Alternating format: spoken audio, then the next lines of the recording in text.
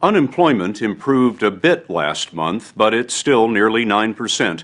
And the trouble is, job creation is so slow, it will be years before we get back the 7.5 million jobs lost in the Great Recession.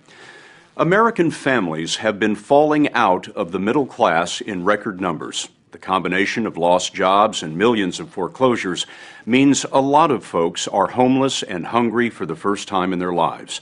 One of the consequences of the recession that you don't hear much about is the record number of children descending into poverty. The government considers a family of four to be impoverished if they take in less than $22,000 a year. Based on that standard and government projections of unemployment, it is estimated the poverty rate for kids in this country will soon hit 25%. Those children would be the largest American generation to be raised in hard times since the Great Depression. The story will continue in a moment. In Seminole County near Orlando, Florida, so many kids have lost their homes, school buses now stop at dozens of cheap motels where families crowd into rooms living week to week. 11-year-old Destiny Corfey joined the line at this motel a year ago. I never really noticed what people were actually going through until now, until we're actually going through it too. David and Teresa Corfey never imagined their family homeless. Together, they were making about $40 an hour detailing expensive cars. There was a 3-bedroom home, vacations, extras for the kids. But both jobs went, and then the house. Evicted, they found that the homeless shelters wanted to split their family up, boys and girls. That was definitely something that I wasn't going to have, was being separated at a time like this. I figured a time like this that we needed to be together more than anything. So David, Teresa, Destiny, George, and Chance moved into their van. George climbed up here on the back seat, and Destiny and Chance here. I was embarrassed that maybe one of my friends might see me. I don't want anybody to know that I was actually in there. Where was the van parked? It was at a Walmart. We would actually go in Walmart and clean ourselves up before we go to school. Yeah, in the bathroom. Save some money. How would you do that? I would wash my face and take a tissue, wash my arms and stuff. We would bring the toothpaste and the toothbrush and the brushes, so we'll go brush our hair in the mirror and people would see us. Yeah. It would be kind of weird, but we went through it. Tell me about the motel that you're living in now. Well, it's a lot better than the van. Yeah, it's really small though. 2 rooms for the 5 of them. Their possessions, family photos, you name it, went into storage, and they lost it all, seized and sold when they couldn't pay that bill. Most of my stuff was in there, my scooter, my game system, all my games, my clothes. So I lost most of my stuff, so. I had so many of my toys and things, my Barbie dolls, clothes, and it was just all gone. What's the neighborhood like around the motel? It's scary. What do you mean? You hear on the news all the time about shootings, and it's all right there. Nationwide, 14 million children were in poverty before the Great Recession. Now the U.S. Census tells us it's 16 million, up 2 million in 2 years.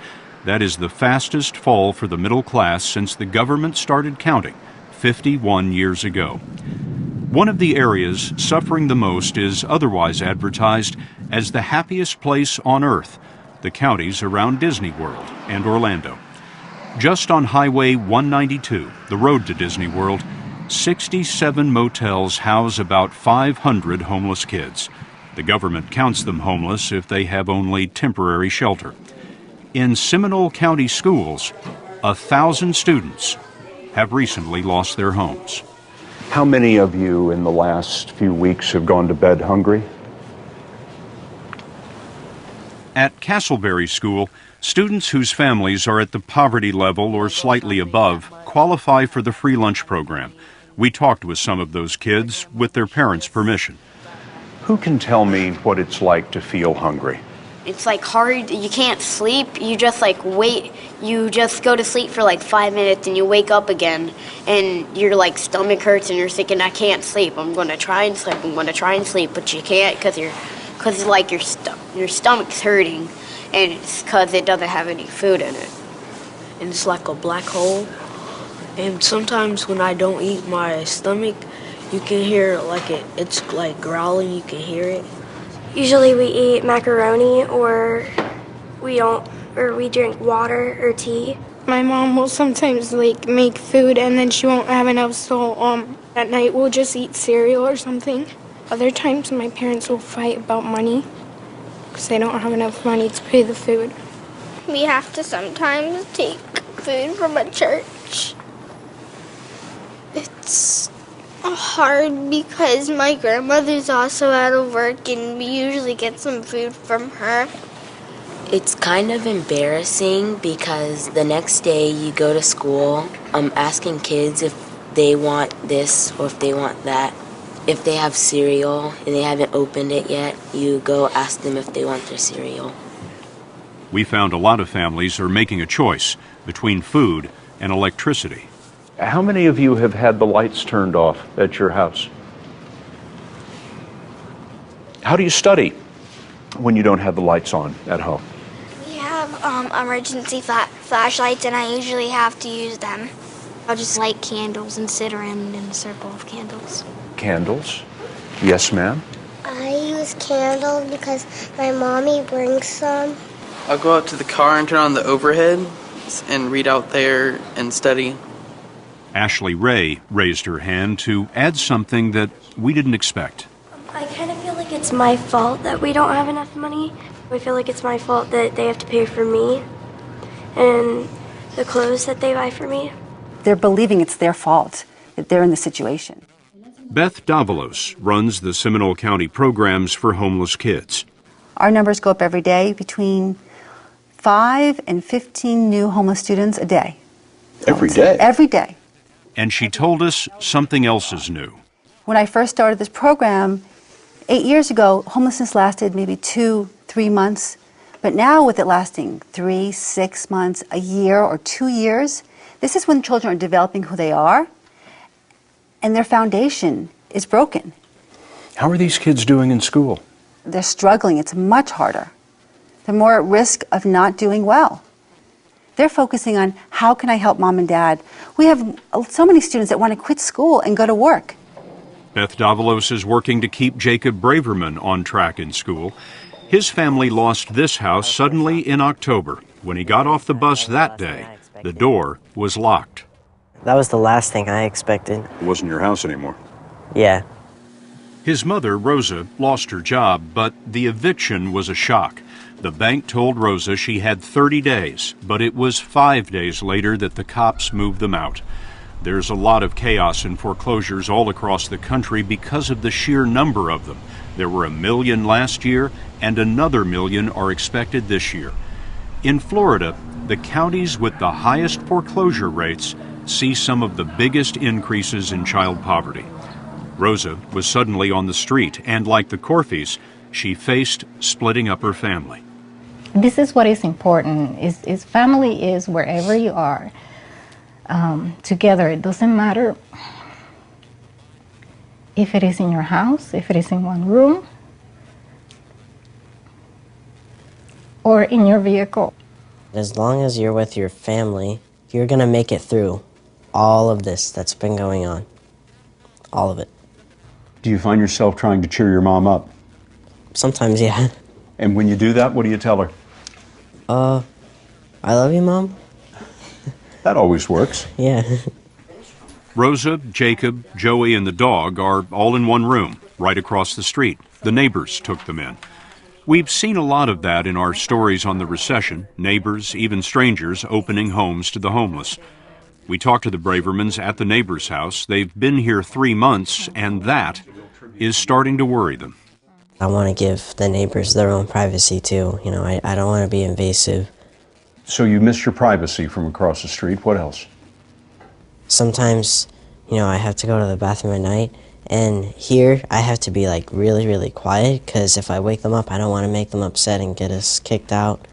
Homeless kids tiptoe in a world of insecurity, hoping to be invisible. People said that I talk too much, and now they say that I don't talk enough, and that I'm really shy, I guess. You think all this has changed you? Yeah, and I haven't realized it. but I think I've gotten very mature in a very short amount of time. Look for the homeless in Seminole County, and you'll find Robert Williams' family of 5 in one motel room. He and his wife lost their tourism job several months back.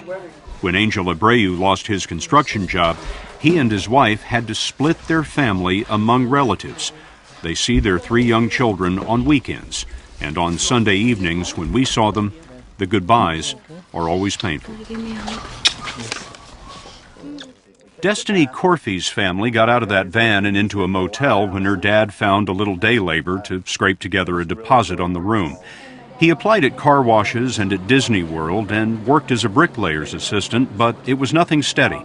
And as the hotel bill came due, David was short. He found himself prepared to do nearly anything to keep his family from being split apart by the homeless shelters. So as embarrassing as it was, I sat down with a magic marker, and I've seen these people on the road with these signs before, and I wrote a sign out. What did the sign say? It said, "Please help, family of 5." Every truck that went by would holler up out to them or let them see my sign. "Hey, do you need any help?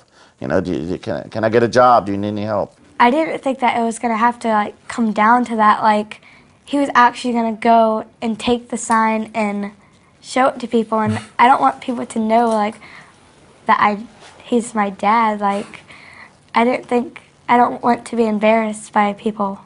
You must have thought that you would never be that guy, the guy with the sign. Never in a million years did I think that would be me. And I told my wife, this is America, and America that's full of wonderful people, and I'm going to go out and see what I can do and see if there's someone out there that can help us. He showed us the sign that eventually caught the eye of a woman who stopped to say she might have a job for him. And sure enough, that phone rang about a week later.